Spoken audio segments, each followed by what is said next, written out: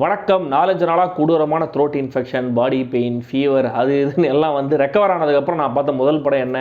Joshua இமை போல் காக்க. So அடுத்தது போர் பார்க்கணும், டியூன் 2 பார்க்கணும், எல்லாமே பிளான் இருக்குது.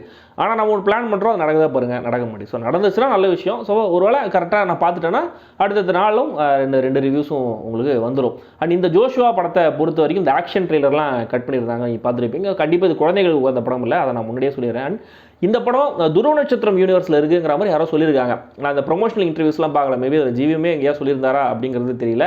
ஆனால் துருவ நட்சத்திரமே எந்த யூனிவர்ஸில் இருக்குது அப்படிங்கிறது நமக்கு தெரியாத போது இந்த படம் எந்த யூனிவர்ஸில் இருந்தால் நம்மளுக்கு என்ன சொல்லுங்கள். இந்த படம் எப்படி இருந்துச்சுங்கிறத தெரிஞ்சுக்கிறதுக்கு முன்னாடி சப்ஸ்கிரைப் பண்ணாதவங்க சப்ஸ்கிரைப் பண்ணுங்கள், வீடியோ கீழே கமெண்ட் பண்ணுங்கள், லைக் பண்ணுங்கள், வீடியோவை ஷேர் பண்ணுங்கள்.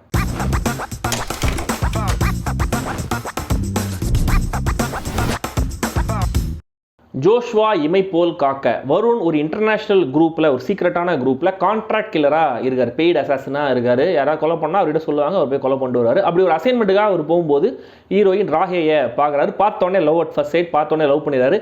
அவங்களும் இவரை ஏதோ ஒரு காரணத்துக்காக லவ் பண்ணுறாங்க. எந்த காரணங்கிறத கடைசி வரையும் நம்மளுக்கு சொல்லலை, லவ் பண்ணிடுறாங்க, அவ்வளோதான். ஆனால் வருண் ரொம்ப நியாயமாக, நான் இந்த மாதிரி ஒரு பெய்ட் கான்ட்ராக்டர், பெய்ட் கில்லராக இருக்கேன், நான் வந்து இது மாதிரி வேலையெல்லாம் செஞ்சுட்ருக்கேன், நீ என்ன லவ் பண்ணுற அப்படின்னா நான் இந்த வேலையெல்லாம் விட்டு திரும்பி நான் கூட வந்துடுறேன் அப்படிங்கிற மாதிரி சொல்கிறாரு, ரொம்ப சின்சியராக. ஆனால் ஹீரோயின் நீ என்ன ஏமாச்சிட்ட, துரோகம் பண்ணிட்டேன் அப்படிங்கிற மாதிரி ஃபீல் பண்ணிட்டு பிரேக்கப் பண்ணிட்டு போயிடுறாங்க.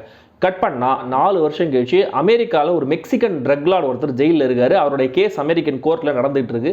அந்த கோர்ட்டில் இவருக்கு எதிராக ஆஜராகிற அந்த வக்கீல் டீம் இருக்கு இல்லையா, அந்த வக்கீல் டீம் எல்லாரையும் போட்டு தள்ளணும் அப்படிங்கிற மாதிரி இந்த மெக்சிகன் ட்ரக் லார்ட் முடிவு பண்ணி அதுக்கு ஒரு பவுண்டியெல்லாம் அனௌன்ஸ் பண்ணுறாரு.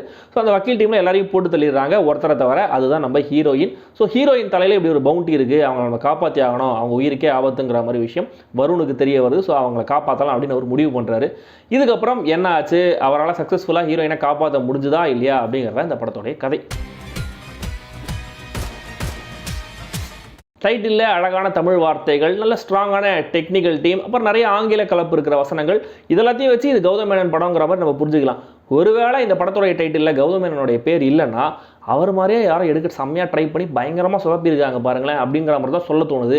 அந்த அளவுக்கு இந்த ஜோஷ்வாவில் எந்த ஜோஷும் இல்லை. படத்தோடைய ஹீரோ வருண் எமோட் பண்ண முடியாமல் கஷ்டப்படுறதுக்கு ஆக்ஷன் காட்சிகள் கொஞ்சம் ஓவர் காம்பன்சேட்டே பண்ணியிருக்காருன்னு தான் சொல்லலாம். அந்த அளவுக்கு படம் முழுக்க ஒவ்வொரு ஆக்ஷன் சீக்வன்சஸ்லையுமே அவ்வளோ சின்சியராக பெர்ஃபார்ம் பண்ணியிருக்காரு. ஒரு கட்டத்தில் அவரை பார்க்கும்போது பாவம், இந்த பையனை போட்டு இப்படி புரட்டி எடுத்துருக்காங்களே, கொஞ்சம் பாவமாகவும் இருக்குது. ஸோ இதே அளவு டெடிகேஷனை வரும் படங்களில் அவருடைய நடிப்புலையும் அவர் காட்டினார்னா கொஞ்சம் நல்லாயிருக்கும். அண்ட் அவர் கொடுக்கப்பட்ட அந்த டப்பிங் குரலும் கூட நல்லா இருந்தது. ஹீரோவாச்சு சண்டை போட்டு ஈடுகட்டுறாரு, ஹீரோயின் அதை கூட பண்ணல. இந்த கேரக்டரில் அவங்க நடிப்பும் சிங்கில் இல்லை, லிப்பும் சிங்கில் இல்லை. ஒரு கதை, அதில் ஹீரோயின் கேரக்டர்ஸ் தான் ரொம்ப முக்கியமானது, அதுதான் ரொம்ப வைட்டல் அப்படின்னும் போது அந்த கேரக்டர் நடிக்கிற 2 நடிகர்களுமே ரொம்ப சுமாராக நடிக்கிறாங்கன்னும் போது அது ஒட்டுமொத்த படத்தையுமே தான் பாதிக்குது. கிருஷ்ணா ஒரு இன்ட்ரெஸ்டிங்கான கேரக்டர்ல வராரு, கொடுக்கப்பட்ட வேலையை சரியாவே செஞ்சிருக்காரு. ஆனா அந்த கேரக்டர்னால இந்த கதையில பெருசா எதாவது நடந்துச்சான்னு கேட்டீங்கன்னா அதான் எதுவும் இல்லை. அண்ட் மன்சூர் அலிகான், விசித்ரா, டிடி, கிட்டின் இன்னும் சிலரும் இந்த படத்தில் இருக்காங்க. யானிக் பென்னோடைய ஆக்ஷன் கொரியோகிராஃபி இந்த படத்தோடைய முக்கியமான ஹைலைட்ஸில் ஒன்று. முக்கியமாக நிறைய க்ளோஸ்டு ஸ்பேசஸில் கம்போஸ் பண்ணியிருக்காங்க, எல்லாமே ரொம்ப நல்லாவே இருந்தது. அண்ட் இந்த ஆக்ஷன் சீக்வன்சஸில் எஸ்ஆர் கதிரோடைய சினிமோகிராஃபி, ஆண்டனியோடைய எடிட்டிங் ரெண்டுமே விளையாடி இருக்கு. அண்ட் கார்த்திகோடைய பின்னணி இசையை பொறுத்த வரைக்கும் ஃபர்ஸ்ட் ஹாஃபில் ஒரு சில இடங்களில் கொஞ்சம் தேவையில்லாமல் இவ்வளோ இடத்துல வாசிட்டு இருக்காருன்னு தோணாலுமே கூட படம் போக போக போக அவர் நிறைய எக்ஸ்பெரிமெண்டெல்லாம் நிறைய ட்ரை பண்ணியிருக்காங்கிறது புரியுது. அந்தந்த மூடுக்கு ஏற்ற மாதிரி ரொம்ப இன்வென்டிவாக சில விஷயங்கள் பண்ணியிருக்காரு. முக்கியமாக ஏர்போர்ட்டில் பார்க்கிங் நடக்கிற ஒரு சண்டை காட்சியிலும் ஒரு குடிசை பகுதியில் நடக்கிற சேசிங்லையும் பிஜிஎம் நல்லா இருந்தது. பாடல்கள் தனியா கேட்க நல்லா இருக்கிற அளவுக்கு படத்தோட ஓட்டத்தோட பெருசா செட் ஆகல. ஹீரோயினுக்கு இருக்கிற இன்டர்நேஷனல் லெவல் த்ரெட், ஹீரோயினை லவ் பண்ற ஹீரோ அவங்கள ப்ரொடெக்ட் பண்ணணும்னு நினைக்கிறாரு. From point A to point B அவங்கள கொண்டு போய் சேர்த்தாரா இல்லையா, இதுதான் இந்த கதை. இது ஒரு இன்ட்ரெஸ்டிங்கான ஆன்லைன் ஆக்ஷன் த்ரில்லருக்கு தேவையான ஆன்லைன்ற மாதிரி சொல்லலாம்.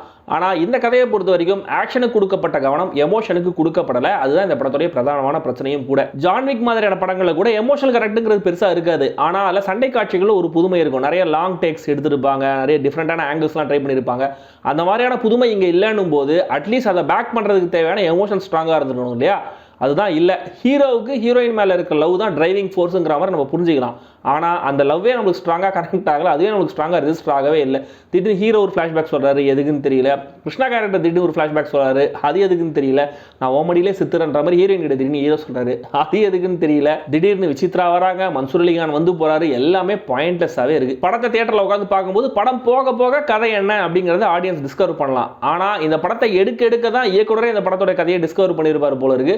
ஏன்னா போகிற போக்கில் இஷ்டத்துக்கு அடுத்த கடத்துக்கு கதையை நகர்த்தணும் அப்படின்னு என்னவும் சொல்லிட்டு போகிறாங்க. அதுவும் கிளைமேக்ஸில் ஹீரோயினோட அப்பா எக்ஸ்பிளைன் பண்ணுவார் பாருங்க ஒரு விஷயம், அதை கேட்கும்போது அப்போ இவ்வளோ நேரம் உயிரை கொடுத்து ஹீரோ சண்டை போட்டதுலாம் என்னையா காரணம் அப்படிங்கிற மாதிரி இருக்குது. அகைன் இதுவும் பாயிண்ட்லெஸ். மொத்தத்தில் இந்த ஜோஷுவா ஒரு நல்ல ஆக்ஷன் என்டர்டெய்னராக வந்திருக்க வேண்டிய படம். இப்போதைக்கு ஆக்ஷன் மட்டுமே இருக்குது. இந்த ஆக்ஷன் மட்டும் எனக்கு போதும்னு சொல்கிறவங்க வேணால் ட்ரை பண்ணுங்கள்.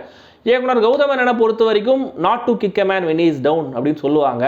அப்படி பார்த்தாலுமே கூட என்னை நோக்கி பாயும் தோட்டா, VTK, இப்போ இது இல்லை பழைய பாக்கி ஒன்று இருக்குது, அச்சம் என்பது மனமேடாவோட செகண்ட் ஹாஃப்னு எவ்வளோதான் நம்மளும் பாவம் பார்க்குறதுன்னு சொல்லுங்கள். இப்போ இந்த ஜோஷுவா முடியும் போது செகண்ட் பார்ட் வேறு லீடு வச்சு முடிகிறாங்க. ஸோ இது இமை போல் காக்க, அது யாரை காக்கும் அப்படின்னு தெரில.